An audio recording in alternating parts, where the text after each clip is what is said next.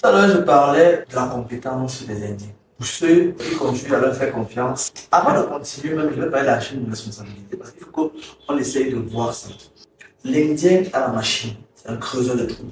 Ça veut dire que toi qui as la compétence, toi le chercheur d'eau ou l'entrepreneur en forage, qui connaît comment on équipe un forage, qui connaît comment se comporte un sol, tu dois être là quand on creuse ton forage. L'expérience que j'ai, avant même de quitter le pays, j'avais déjà cette façon de travailler. Mais quand je suis arrivé ailleurs, je me suis rendu compte que c'est effectivement comme ça que les gens travaillent. Et je ne savais même pas que j'étais dans le vrai. J'arrive dans d'autres contrées et je rencontre des fourreurs qui ont 30 ans, 40 ans d'expérience sur le terrain.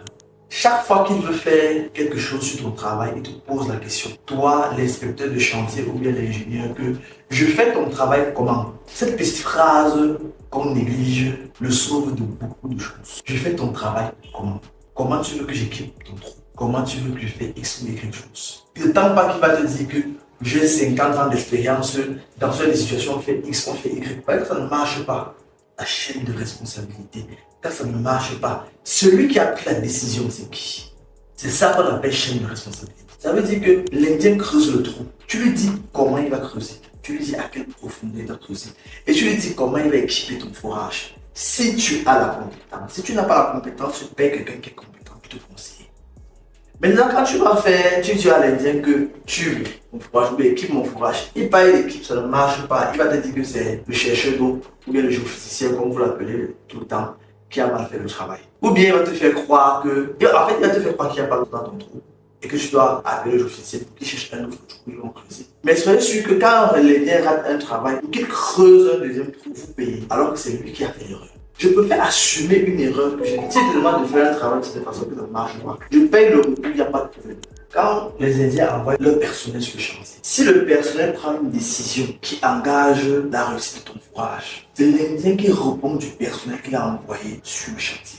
Ça veut dire que s'il y a un problème, c'est lui qui assume. Parce que ce sont ces éléments qui n'ont pas écouté, qui ont pris une décision, qui n'ont fait qu'à leur tête le fourrage arrêté. C'est pour ça que je parle de chaîne de responsabilité. Mais très souvent, leurs employés prennent des mauvaises décisions. Vous vous retrouvez en train de les payer pour qu'ils fassent un travail qu'ils ont mal fait la première fois.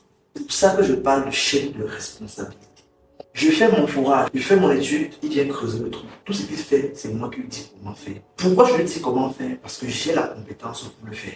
Si ça rate, je le paye volontiers pour qu'il recommence. Mais si c'est lui qui prend la décision à ma place, c'est lui qui doit recommencer. Tout à l'heure, quand je vous parlais du colonel, ce qui s'est passé en fait, c'est qu'ils ont refusé d'assumer la responsabilité de leur erreur. Et plus grave, ils ont porté plainte à l'entrepreneur, alors que c'est eux qui étaient dans l'erreur. Et ils savaient qu'ils étaient dans l'erreur. Et ils ont voulu fuir. Quand je parle de chaîne de responsabilité, c'est que même vous, les entrepreneurs de fourrage, vous les cadets, vous les anciens qui êtes tout le temps en train de donner vos travaux aux aînés, quand ça ne marche pas, vous venez rejeter la faute chez le géophysicien ou le chercheur d'eau, peu importe comment vous les appelez. Il faut vous dire qu'on peut être tous en train de faire un fourrage et les choses se passent mal. Et il n'y a que les aînés qui sauront pourquoi c'est mal passé. Parce que vous n'avez pas l'œil averti comme eux. Quand ils font une erreur, ils savent qu'ils ont fait l'erreur, mais ils vont tourner la situation pour vous faire croire qu'en fait, c'est vous qui êtes dans l'erreur. On va vous présenter deux vidéos où je vous dis toujours, un fourrage réussi, c'est un fourrage qui est tué. Tant que vous n'avez pas mis les tuyaux bleus là dans le sol, tout ce qui sort là à travers les tiges là, c'est l'eau, mais ce n'est pas la réussite du fourrage. Parce que dès qu'on a trouvé l'eau, le plus dur commence. Vous pouvez trouver l'eau, mais vous finissez l'équipe du fourrage ensemble.